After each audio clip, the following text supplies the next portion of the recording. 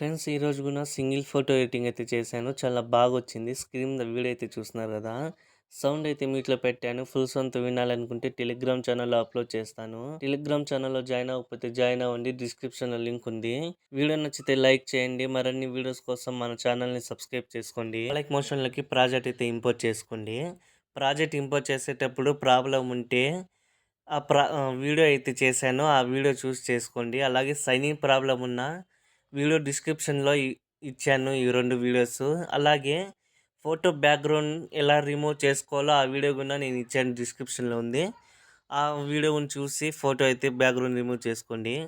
మీరు project import చేసుకొని open చేసినప్పుడు ఒకవేళ మీకు ఫాంట్ మిస్ అని వస్తే ఆ ఫాంట్ మీద ట్యాప్ చేసుకొని ఎడిటర్స్‌లోకి అయితే వెళ్ళేసి రోబో రెగ్యులర్ మీద ట్యాప్ చేసుకొని వీలార్ ఫాంట్స్‌లోకి అయితే ట్యాప్ చేసుకోండి. అలాగే ఇక్కడ 3 లైన్స్ మీద ట్యాప్ చేసుకున్న తర్వాత ఇక్కడ ఇంపోర్టెడ్ అని ఉంది కదా! దాన్ని టిక్ మార్క్ పెట్టుకొని మిగతా వాటికి మాత్రం టిక్ మార్క్ తీసేసేసి ఇంపోర్ట్ ఫాంట్స్ మీద ట్యాప్ చేసుకోండి. ఇప్పుడు మీరు ఫాంట్స్ డౌన్లోడ్ చేసుకొని ఉంటారు కదా! ఆ ఫాంట్స్ అన్నీ స ఒక ఫోల్డర్ క్రియేట్ చేసుకొని ఆ ఫోల్డర్స్‌లో అయితే మీరు పెట్టేసుకోండి.